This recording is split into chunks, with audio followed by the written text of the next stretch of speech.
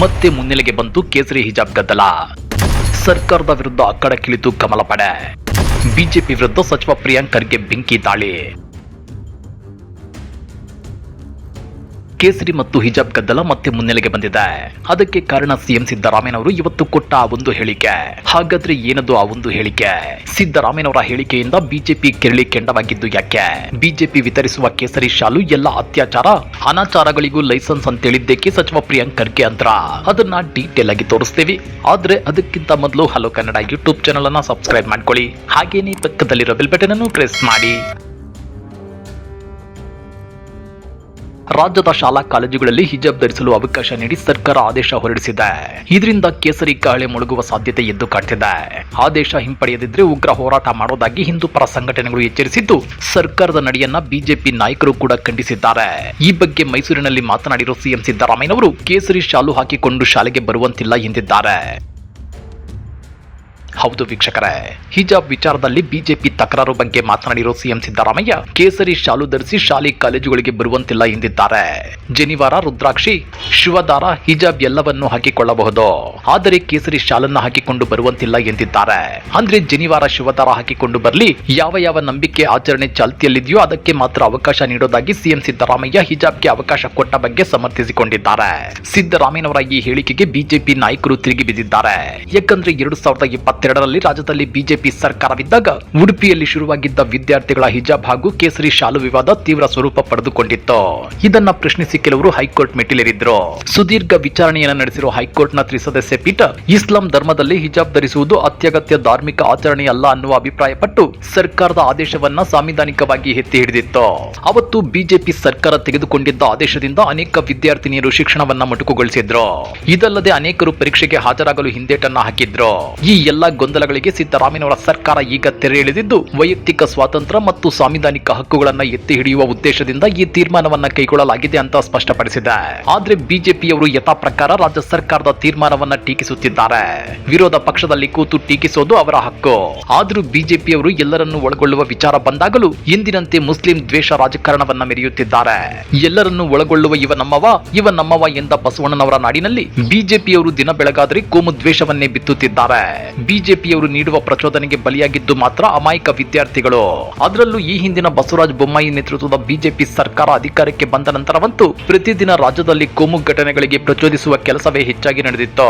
ಮತಾಂತರ ನಿಷೇಧ ಕಾನೂನು, ಮುಸ್ಲಿಂ ಸಮುದಾಯದ ವ್ಯಾಪಾರಿಗಳನ್ನ ಹೊರಗಿಡುವ ಚರ್ಚೆ, ಪಠ್ಯಪುಸ್ತಕ ಕೇಸರೀಕರಣ, ಮಸೂದ್, ಹರ್ಷ, ಪ್ರವೀಣ್, ಫಾಸಿಲ್ ಕೊಲೆ, ಕೋಮುದ್ವೇಷಿ ಸಾವರ್ಕರ್ ವೈಭವೀಕರಣ, ಈದ್ಗಾ ಮೈದಾನದಲ್ಲಿ ಗಣಪತಿ ಉತ್ಸವ, ಹಲಾಲ್ ಕಟ್, ಜಟ್ಕಾ ಕಟ್, ಉರಿಗೌಡ ನಂಜೇಗೌಡ ವಿವಾದ, ಹೀಗೆ ಒಂದ ಎರಡ ಸಮುದಾಯಗಳ ನಡುವೆ ಸಂಘರ್ಷ ಸೃಷ್ಟಿ ಮಾಡುವ ವಿಕೃತಿಯನ್ನ ಬೊಮ್ಮಾಯಿ ಸರ್ಕಾರ ಮೆರೆದಿತ್ತು ಅಂದ್ರೆ ತಪ್ಪಾಗಲಾರದು. ಮುಸ್ಲಿಮರ ಸಿಟ್ಟು ತಣಿಸಲು ಹಿಜಾಬ್ ಮುಲಾಮು. ಸಿದ್ದರಾಮಯ್ಯಗೆ ಮುಲ್ಲಾಗಳ ಮೇಲೆ ಬಹಳ ಪ್ರೀತಿ. ಜನಿವಾರ ಕಂಡ್ರೆ ಅವರಿಗೆ ಆಗಲ್ಲ ಎಂದ ಆರ್ ಅಶೋಕ್. ಸಿಎಂ ಸಿದ್ದರಾಮಯ್ಯ ಮುಸ್ಲಿಮರಿಗೆ ಭರಪೂರ ಅವಕಾಶ ನೀಡ್ತಾರೆ, ಹಿಂದೂಗಳನ್ನ ಕಡೆಗಣಿಸ್ತಾರೆ. ಸಿದ್ದರಾಮಯ್ಯನವರಿಗೆ ಜನಿವಾರ ನೋಡಿದ್ರೆ ಆಗಲ್ಲ ಅಂತೇಳಿ ವಿಪಕ್ಷ ನಾಯಕ ಆರ್ ಅಶೋಕ್ ಟೀಕಾ ಪ್ರಹಾರ ನಡೆಸಿದ್ದಾರೆ. ಶಾಲೆಗಳಲ್ಲಿ ಹಿಜಾಬ್ ಧರಿಸಲು ಅವಕಾಶ ನೀಡಿದ ರಾಜ್ಯ ಸರ್ಕಾರದ ಆದೇಶವನ್ನ ಆರ್ ಅಶೋಕ್ ತೀವ್ರವಾಗಿ ಖಂಡಿಸಿದ್ದಾರೆ. ಜೊತೆಗೆ ಸಿದ್ದರಾಮಯ್ಯ ಅಂದ್ರೆ ಮುಸ್ಲಿಮರಿಗೆ ಭರಪೂರ ಅವಕಾಶಗಳನ್ನ ಕೊಡ್ತಾರೆ, ಆದ್ರೆ ಹಿಂದೂಗಳನ್ನ ಕಡೆಗಣಿಸ್ತಾರೆ, ಹಿಂದೂಗಳಿಗೆ ಅವಮಾನ ಮಾಡ್ತಾರೆ. ಜನಿವಾರ ಕಂಡ್ರೆ ಆಗಲ್ಲ, ಬೊಟ್ಟು ಇಟ್ಕೊಂಡ್ರೆ ಆಗಲ್ಲ, ದೇವಸ್ಥಾನಕ್ಕೆ ಹೋದ್ರೂ ಆಗಲ್ಲ, ಆದ್ರೆ ಮುಲ್ಲಾಗಳ ಮೇಲೆ ಬಹಳ ಪ್ರೀತಿ. ನಮ್ಮ ಸರ್ಕಾರ ಇದ್ದಾಗ ಬ್ಯಾನ್ ಮಾಡಿದ್ದ ಹಿಜಾಬ್ ಅನ್ನ ಜಾರಿಗೆ ತಂದಿರೋದು ಮುಸಲ್ಮಾನರನ್ನ ಓಲೈಸಲು, ಮತ ಬ್ಯಾಂಕಿಗೋಸ್ಕರ ಅಂತೇಳಿ ಆಕ್ರೋಶ ಹೊರಹಾಕಿದ್ದಾರೆ. ಇಲ್ಲಿ ಗಮನಿಸಬೇಕಾದ ಅಂಶ ಏನಂದ್ರೆ ಬಿಜೆಪಿ ನಾಯಕರು ಹೊಸ ರೂಲ್ಸ್ ತಂದು ಸಮಾಜದಲ್ಲಿ ಅಶಾಂತಿಯನ್ನ ಉಂಟು ಮಾಡಲು ಯತ್ನಿಸಿದಂತಿದೆ. ಜೊತೆಗೆ ಸಿದ್ದರಾಮಯ್ಯ ಮತ್ತು ಕಾಂಗ್ರೆಸ್ ಸರ್ಕಾರ ಹಿಂದೂಗಳ ವಿರೋಧಿ ಅಂತ ಬಿಂಬಿಸೋದೇ ಬಿಜೆಪಿ ನಾಯಕರ ಮೇನ್ ಅಜೆಂಡಾ ಅನ್ನೋದು ಇಲ್ಲಿ ಸ್ಪಷ್ಟವಾಗಿ ಎದ್ದು ಕಾಣ್ತಿದೆ. ಇದೇ ಕಾರಣಕ್ಕೆ ಹಿಜಾಬ್ ಧರಿಸಲು ಸರ್ಕಾರ ಅವಕಾಶ ಮಾಡಿಕೊಟ್ಟಿರೋ ಆದೇಶ ಬಿಜೆಪಿ ನಾಯಕರಿಗೆ ರೊಟ್ಟಿ ತಾನಾಗೆ ಜಾರಿ ತುಪ್ಪಕ್ಕೆ ಬಿದ್ದಂತಾಗಿದೆ. ಅಂದ್ರೆ ಸರ್ಕಾರದ ವಿರುದ್ಧ ಕಾಲ್ಕೆರೆದುಕೊಂಡು ಸಿಟದು ನಿಲ್ಲೋಕೆ ಅವಕಾಶ ಮಾಡಿಕೊಟ್ಟಂತಾಗಿದೆ. ಇನ್ನ ಸರ್ಕಾರದ ವಿರುದ್ಧ ಮಾತು ಮುಂದುವರಿಸಿರುವ ವಿಪಕ್ಷ ನಾಯಕ ಆರ್ ಅಶೋಕ್ ಅವರು ಇದು ಮುಸ್ಲಿಮರ ಅತಿಯಾದ ಓಲೈಕೆ. ಪಶ್ಚಿಮ ಬಂಗಾಳದಲ್ಲಿ ಮಮತಾ ಬ್ಯಾನರ್ಜಿ ಇದೇ ತರ ಓಲೈಕೆ ಮಾಡಿ ಸೋತು ಮನೆ ಸೇರಿದ್ರು. ಹಿಂದೂಗಳನ್ನ ಬೈಯುತ್ತಾ ಬಂದ, ದ್ವೇಷಿಸುತ್ತಾ ಬಂದ ಸ್ಟಾಲಿನ್ ಸೋತು ಹೋದ್ರು. ಯಾರ್ಯಾರು ಹಿಂದೂಗಳನ್ನ ಟೀಕಿಸುತ್ತಾರೋ, ಅನ್ಯಾಯ ಮಾಡ್ತಾರೋ ಅಂತವರನ್ನ ಇಡೀ ಹಿಂದೂ ಸಮುದಾಯ ಒಟ್ಟಿಗೆ ನಿಂತು ಬುದ್ಧಿ ಕಲಿಸುತ್ತೆ ಅಂತೇಳಿ ಎಚ್ಚರಿಸಿದ್ದಾರೆ. ಮತ್ತೊಂದು ಕಡೆ ಹಿಜಾಬ್ಗೆ ಅನುಮತಿ ಕೊಟ್ರೆ ಕೇಸರಿಗೂ ಅವಕಾಶ ಕೊಡಿ ಅಂತೇಳಿ ಬಿಜೆಪಿ ನಾಯಕರು ಆಗ್ರಹಿಸಿದ್ದಾರೆ. ಹಿಜಾಬ್ ನಿಷೇಧ ವಾಪಸ್ ಪಡೆದುಕೊಂಡ ಸರ್ಕಾರದ ನಡೆಗೆ ಬಿಜೆಪಿ ನಾಯಕರು ವ್ಯಾಪಕವಾಗಿ ವಿರೋಧ ಮಾಡುತ್ತಿದ್ದಾರೆ. ಹಿಜಾಬ್ ನಿಷೇಧ ವಾಪಸ್ ಪಡೆದುಕೊಂಡ ವಿರುದ್ಧ ಹೋರಾಟ ನಡೆಸುವ ಎಚ್ಚರಿಕೆಯನ್ನ ಕಮಲ ಪಡೆ ನೀಡಿದೆ. ಇದೇ ವಿಚಾರವಾಗಿ ರಿಯಾಕ್ಟ್ ಮಾಡಿರೋ ಎಂಎಲ್ಸಿ ಸಿಟಿ ರವಿ, ಕಾಂಗ್ರೆಸ್ನವರು ಮರಿ ತಾಲಿಬಾನಿಗಳು, ಎಲ್ಲ ಮತ ಸಂಪ್ರದಾಯಗಳಿಗೆ ಆದ್ಯತೆ ಕೊಡ್ಲಿ, ಸರ್ಕಾರದ ನಿರ್ಧಾರದಿಂದ ಯೂನಿಫಾರ್ಮ್ ಉದ್ದೇಶ ಮಣ್ಣು ಪಾಲಾಗುತ್ತದೆ, ಹಿಜಾಬ್ ಮನೆಯಲ್ಲಿಡಲಿ, ಹಿಜಾಬ್ ಯೂನಿಫಾರ್ಮ್ ಭಾಗ ಆಗಿದ್ದಲ್ಲಿ ಅದನ್ನ ಧರಿಸಲಿ, ಕೇಸರಿ ಶಾಲು ಯೂನಿಫಾರ್ಮ್ ಎಂದಾದರೆ ಕೇಸರಿ ಶಾಲು ನಿರಾಕರಿಸುತ್ತಿದ್ರ, ಒಂದು ಕಣ್ಣಿಗೆ ಬೆಣ್ಣೆ ಒಂದು ಕಣ್ಣಿಗೆ ಸುಣ್ಣ ನೀತಿ ಇದಾಗಿದೆ ಅಂತೇಳಿ ಕಿಡಿಕಾರಿದ್ದಾರೆ. ಕರ್ನಾಟಕ ಶಿಕ್ಷಣ ಕಾಯ್ದೆಗೆ ಅನುಗುಣವಾಗಿ ಮುಂದುವರಿಯಲಿ, ಶಾಲೆಗಳನ್ನ ಮತೀಯವಾಗಿ ವಿಭಜಿಸುವ ಕಾರ್ಯಕ್ಕೆ ಕೈ ಹಾಕಬೇಡಿ, ಇದನ್ನು ನಿಲ್ಲಿಸಿ ಎಲ್ಲಾ ಮತ ಸಂಪ್ರದಾಯಗಳಿಗೆ ಅವಕಾಶ ನೀಡಲಿ ಅಂತೇಳಿ ಸಿಟಿ ರವಿ ಒತ್ತಾಯಿಸಿದ್ದಾರೆ. ಫತ್ವಾದ ಭೀತಿಯಿಂದ ಸುತ್ತೋಲೆ, ಮುಸ್ಲಿಂ ಸಂಘಟನೆಗಳು ಮೇ 16ಕ್ಕೆ ಸಮಾವೇಶ ನಡೆಸುತ್ತಿವೆ, ಅಲ್ಲಿ ಫತ್ವಾ ಹೊರಡಿಸುವ ಭೀತಿ ಇದೆ, ಫತ್ವಾ ಭೀತಿಯಿಂದಲೇ ಸರ್ಕಾರ ಈ ನಿರ್ಧಾರ ತಗೊಂಡಿದೆ ಅಂತೇಳಿ ಬಿಜೆಪಿ ನಾಯಕರು ಗಂಭೀರ ಆರೋಪ ಮಾಡಿದ್ದಾರೆ. ಜೊತೆಗೆ ಹಿಜಾಬ್ ವಿಚಾರವನ್ನ ಮುಂದಿಟ್ಟುಕೊಂಡು ರಾಜ್ಯಕ್ಕೆ ಸರ್ಕಾರವೇ ಬೆಂಕಿ ಹಚ್ಚುತ್ತಿದೆ, ಮುಂದೆ ಅಹಿತಕರ ಘಟನೆಗಳೇನಾದ್ರೂ ನಡೆದ್ರೆ ಅದಕ್ಕೆ ಸರ್ಕಾರವೇ ನೇರ ಹೊಣೆ, ಮುಸ್ಲಿಮರ ವಿರುದ್ಧ ಎತ್ತಿ ಕಟ್ಟುವ ಪಿತೂರಿ ಸರ್ಕಾರವೇ ಮಾಡ್ತಿದೆ, ಹಿಜಾಬ್ ಬೇಡ ಕೇಸರಿ ಶಾಲು ಬೇಡ, ಹಿಜಾಬ್ಗೆ ಅವಕಾಶ ಕೊಟ್ರೆ ಕೇಸರಿ ಶಾಲಿಗೂ ಅವಕಾಶ ಕೊಡಿ ಎನ್ನುತ್ತಿದ್ದಾರೆ ಸಿಟಿ ರವಿ.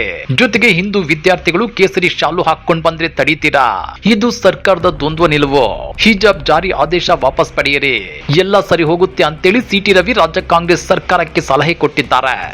ಬಿಜೆಪಿ ವಿತರಿಸುವ ಕೇಸರಿ ಶಾಲು ಎಲ್ಲ ಅತ್ಯಾಚಾರ ಅನಾಚಾರಗಳಿಗೂ ಲೈಸೆನ್ಸ್, ಯುವ ಸಮುದಾಯದ ಭವಿಷ್ಯದ ಮೇಲೆ ಸರ್ಜಿಕಲ್ ಸ್ಟ್ರೈಕ್ ಎಂದ ಪ್ರಿಯಾಂಕ್ ಖರ್ಗೆ.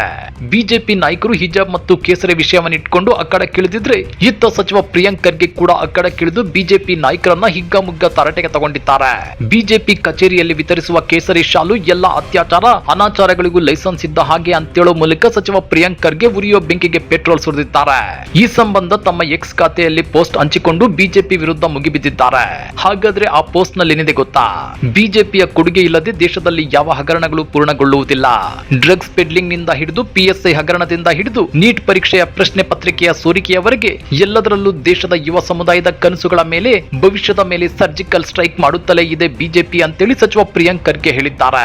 ಜೊತೆಗೆ ಹಗರಣ ಮಾಡಿದವರು ಬಿಜೆಪಿ ಸೇರಬೇಕು ಮತ್ತು ಬಿಜೆಪಿ ಸೇರಿದ ಮೇಲೆ ಹಗರಣ ಮಾಡಬೇಕು, ಈ ಎರಡಕ್ಕೂ ಕ್ಲೀನ್ ಚಿಟ್ ಮತ್ತು ಲೈಸೆನ್ಸ್ ಕೊಡುವ ಏಜೆನ್ಸಿ ರೀತಿಯಾಗಿದೆ ಬಿಜೆಪಿ. ಭವಿಷ್ಯದ ಕನಸುಗಳನ್ನ ಹೊತ್ತ ದೇಶದ ಸುಮಾರು 23 ಲಕ್ಷಕ್ಕೂ ಅಧಿಕ ಯುವ ಸಮುದಾಯದ ಬದುಕಿಗೆ ಕೊಳ್ಳಿ ಇಟ್ಟಿರುವ ನೀಟ್ ಪ್ರಶ್ನೆ ಪತ್ರಿಕೆ ಸೋರಿಕೆಯ ಹಿಂದಿರುವುದು ಬಿಜೆಪಿಯ ಮುಖಂಡರು ಎಂಬ ಸತ್ಯ ಹೊರಬಿದ್ದಿದೆ ಅಂತೇಳಿ ಸಚಿವ ಪ್ರಿಯಾಂಕ್ ಖರ್ಗೆ ಪೋಸ್ಟ್ ಅನ್ನು ಹಂಚಿಕೊಳ್ಳುವ ಮೂಲಕ ಬಿಜೆಪಿ ನಾಯಕರನ್ನ ಕುಟುಕಿದ್ದಾರೆ.